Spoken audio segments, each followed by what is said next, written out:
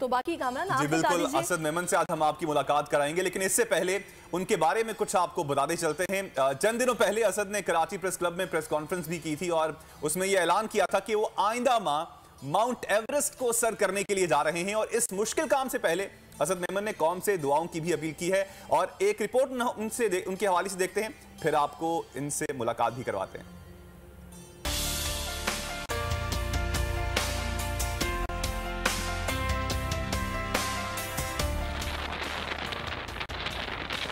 सर्द हवाएं, adventure, thriller. जी हाँ, ऊंचे पहाड़ों पर चढ़ते ये हैं असद अली मेमन। किलिमंजारो, एकोंगुआ की बुलंद चोटियों पर पाकिस्तानी परचम बुलंद करने वाले पाकिस्तानी कोहपैमा ने माउंट एवरेस्ट को सर करने की ठान ली। ये मिशन अगले माह शुरू होगा और अगर असद कामयाब हो गए तो ये पाकिस्तान के लिए बाइसे फख्र भी होगा, क्योंकि जानलेवा माउंट एवरेस्ट सर करने की कोशिश में अब तक 400 से ज्यादा अफराद जिंदगी की बाजी हार चुके हैं। नेपाल के हिमालय सिलसिले में माउंट एवरेस्ट सतह समंदर से 8,849 मीटर बुलंद तरीन चोटी है और चोटी को सर करने की कोशिश करने वाली 15 रुकनी टीम में वो वाहिद पाकिस्तानी कोहपैमा हैं। कामयाबी की सूरत में वो माउंट एवरेस्ट तक पहुंचने वाले 8वें पाकिस्तानी बन जाएंगे।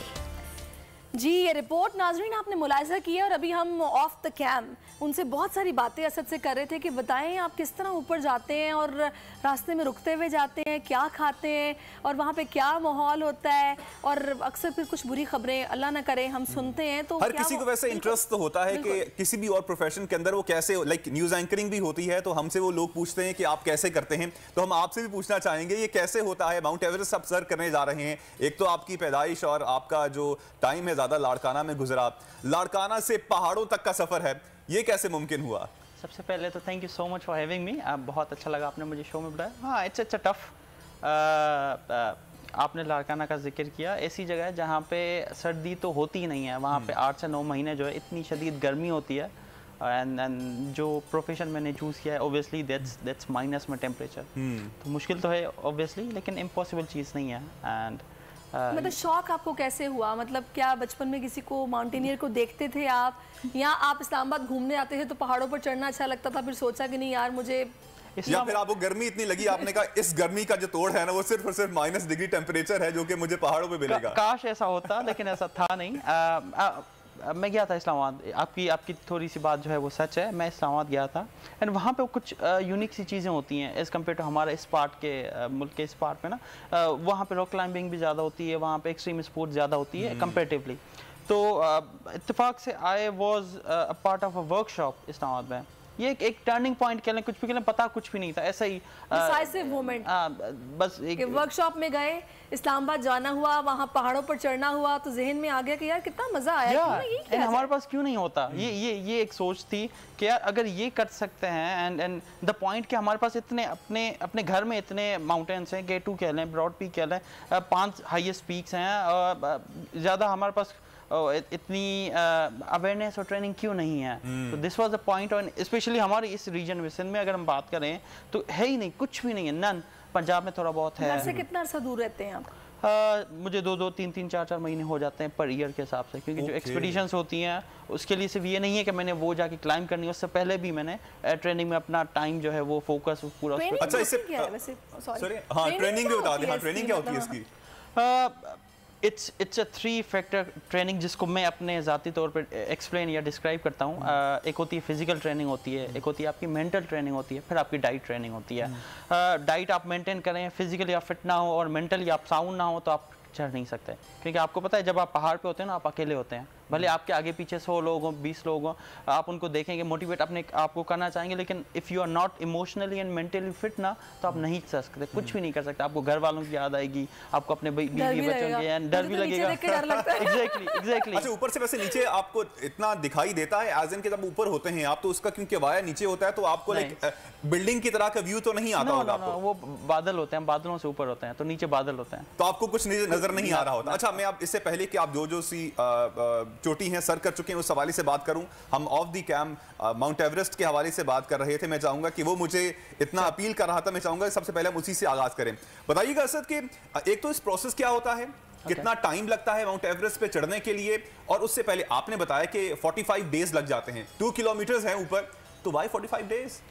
सी ऑन पेपर की बात कर रहा हूँ मैं। माउंट एवरेस्ट जो है वो हाईएस्ट पीक है जी जी, इससे ज़्यादा हाईएस्ट पीक है नहीं, तो ऑन पेपर इससे ज़्यादा टाइम किसी पहाड़ को लग नहीं सकता। हाँ, हो सकता है कि किसी पहाड़ में आप क्लाइंबिंग कर रहे हैं तो वेदर ख़राब हो गई, तो वो जो टाइम आपकी ड्यूरेशन ऑन पेपर थी वो ज़्यादा हो गई, बट ऑन एवरेस्ट को क्लाइंब करने के लिए 45 to 50 डेज लगते हैं एक नॉर्मल कंडीशंस में। तो खास कोई मौसम होता है जिसमें ऊपर जाते हैं? हाँ, ये समर भी जा सकते हैं? नहीं जा सकते आप, ऑब्वियसली आप विंटर्स में जाओगे तो इट्स रिलेटिवली डिफिकल्ट। अच्छा। अभी लोग जो जाते हैं, अभी वो सीजन अभी स्टार्ट होने वाला है from April to all the way to the July. ये 2-3 महीने है ना। मुझे ये बताएगा कि जब आप लोग ऊपर जाते हैं तो मुझे थोड़ा सा, मैं चाह रही हूँ कि मैं थोड़ा रिज्यूम करूँ, कैसे कहते हैं, खाना क्या खाया जाता है, बनता कैसे है? मैं आपको एवरेस्ट की पूरी कहानी बताता हूँ। One of the most wonderful track है एवरेस्ट का। आप नेपाल जाते हो, आप 8 से 10 दिन लगाते हो बेस कैंप तक पहुंचने में। कोई भी कर सकता है अपने आप, लोग फैमिली, आप यूरोप में तो ये कल्चर है, वेस्ट में कल्चर है, लोग आते हैं कैंपिंग करते हैं बेस में, एवरेस्ट की बेस कैंप में। अगर आप बाय फीट जाएं तो आपको 10 दिन लगते हैं ऑन एवरेज। अच्छा, उसमें पहुंचते हुए भी 10 दिन लगते हैं? यस, क्योंकि उन्होंने इतना कमर्शलाइज किया हुआ है कि आपको हर दिन एक नई एक्टिविटी मिलती है। आपको अच्छा। एक जहाज ने एक जगह पे लुकला एक उनकी स्टार्टिंग पॉइंट है, काठमांडू से आप फ्लाई करते हो लुकला की तरफ। जब आपने फ्लाइट लुकला पे आप लैंड करके फिर लुकला से आपको 10 दिन लगेंगे। अब वो 10 दिनों में आप इतनी नई अट्रैक्शंस, आपको चीजें मिलती हैं कि आप बोर नहीं होते। क्या होता क्या उसमें? लेकिन वहाँ पे टी हाउसेज होते हैं, वहाँ पे आपके परमिट्स की चेकिंग होती है, वहाँ पे आप नए लोगों से मिलते हो, वहाँ पे एनजीओज काम करते हैं, वहाँ पे पढ़ाई होती है, वहाँ पे पूरे पहाड़ हैं। आप समझो कि this is something very unique. पहाड़ों का सिलसिला है एवरेस्ट से पहले? एग्जैक्टली। अच्छा, वो उन पहाड़ों के सिलसिले पे आपकी कमर्शियल कर दिया कि वहाँ पे आप आम लोगों भी वहाँ पर पहुंच सकते हैं? हर कोई यूज पहुंच सकता है, आप वहाँ पे रह सकते हैं, आपको वहाँ पे 5 स्टार फैसिलिटीज अवेलेबल हैं। अच्छा। आपको वहाँ पे वाईफाई अवेलेबल है, you can go Instagram live on the mountains वहाँ पे, तो जो हमारे पास। अच्छा, तो ये मुझे ये बताएंगे, ऑब्वियसली यूनिक है, फिर वो टूरिज्म के लिहाज से भी उसको उन्होंने वो किया होगा एडवर्टाइज।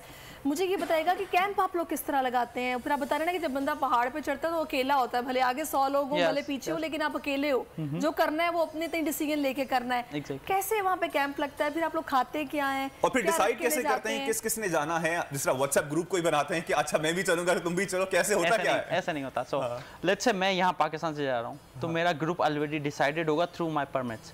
वहाँ की गवर्नमेंट या जिस भी मुल्क में जा रहा हूँ वहाँ का पहाड़ सर करने मुझे क्लाइंबिंग परमिट मिलेगा, परमिशन मिलेगी। अच्छा। जब वो मुझे परमिशन मिलेगी ना, वो किसी ग्रुप के थ्रू ही मुझे मिलेगी। तो यहाँ जाने से पहले मुझे पता है कि मेरा ग्रुप। अच्छा, आप ग्रुप का डिसाइड नहीं कर सकते कि देखें अब आपको अपने ग्रुप के अंदर अच्छे लोग तो चाहिए होंगे ना जिनको इस चीज का पता हो? वो किस्मत है।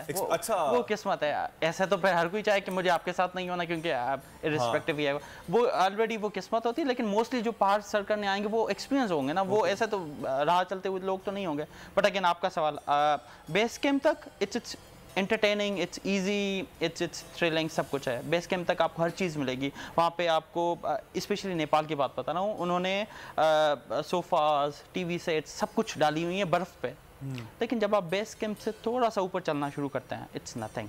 अब जब आपने ये डिसाइड किया कि चले मुझे 2-3 दिन बेस कैंप पे आ गया हूँ मैं, एंड आई हैव बीन, मेरी बॉडी, आप देखते हो ना कि आपकी बॉडी क्या रिएक्ट करती है, क्योंकि वहाँ पे एक सर्टेन टेम्परेचर होता है, एक हाइट होती है, तो how is your body reacting to it. 2-3 दिन आपने गुजारे।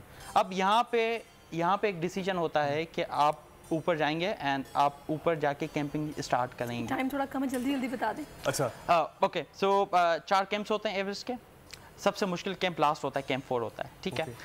वहाँ पे आप 24 घंटे से ज़्यादा रुक नहीं सकते। अगर आप रुकेंगे तो यू विल डाई, क्योंकि दैट्स समवेयर अराउंड 8000 मीटर्स, और वहाँ पे रात गुजारना is impossible for you. Oxygen की कमी की वजह से आपकी बॉडी जो है वो एनर्जी इतना कम नहीं कर सकती। चलिए, असल में टाइम चूंकि कम है, मुझे ये बताएगा भी आपने माउंट एवरेस्ट को सर करने का आपका प्लान है, 7 में से 4 चोटियाँ बड़ी सर कर चुके हैं।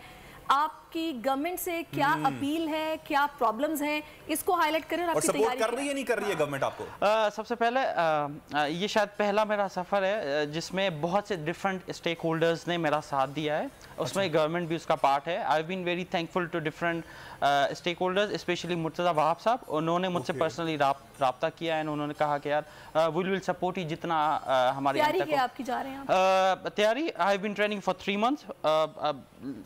It's very very tiring, it's very consistent, और स्पेशली मुझे अपना स्टेमिना। कोई अपील, को मैसेज फॉर एस्पायरिंग क्लाइंबर्स जो इस फील्ड में आना चाह रहे हैं, जो एवरेस्ट को सर करना चाह रहे हैं, ये बहुत मजे वाली चीज़ है, एंटरटेनिंग चीज़ है। आप आएँ, सिर्फ घर पे बहुत शुक्रिया असद अहमद, टाइम बहुत कम है। बहुत शुक्रिया असद अहमद, आपके वक्त का ब्रेक का कहा जा रहा है। नाजरीन, ब्रेक से जब वापस आएंगे तो सुमैया रिजवान आज की ताज़ा खबर के साथ भी हमारे साथ मौजूद होंगी।